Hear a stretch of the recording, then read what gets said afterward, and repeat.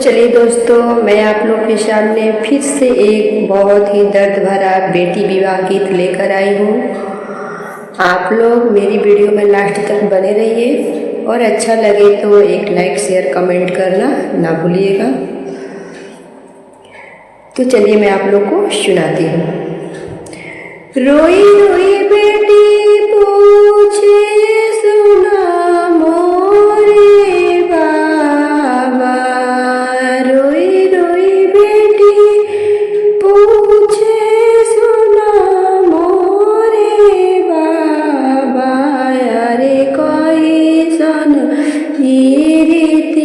यारी बाजारे लालनवा, अरे कोई सोनारी तियारी बाजारे लालनवा,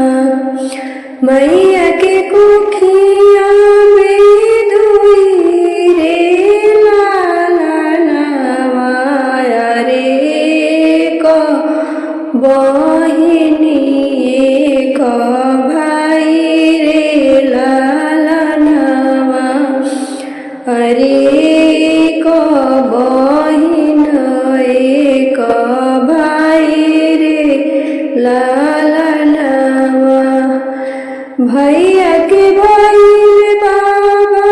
बजेला बधाइया, अरे बेटी के भय मन उदास रे लालनवा, अरे बेटी के भय मन उदास रे लालनवा, बेटा के रखना बाबा पानी मालिया, अरे बेटी के भेजल दूर देश रे लालनवा, अरे बेटी के भेजल दूर देश रे लालनवा, काहे के मोरे बाबा ऐसन दुई नीतिया, अरे काहे के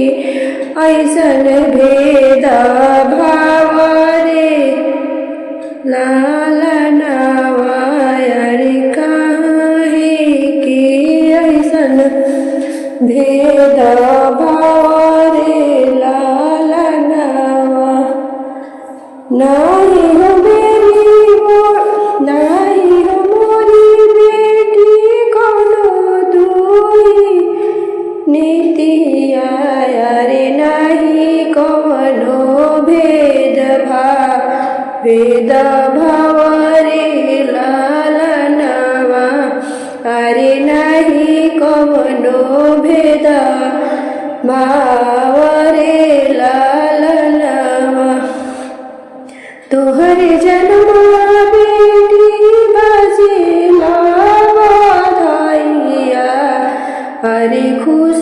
रहे पापा तोहार रे लालनवा, अरे खुश रहे पापा तोहार रे लालनवा, बेटी बियाह करके चले दूसरे देशवा, अरे एही गुणे बानी लाचार रे लालनवा, अरे एही गुणे बानी लाचार रे लालनवा, अरे इहे बेटी रिवाज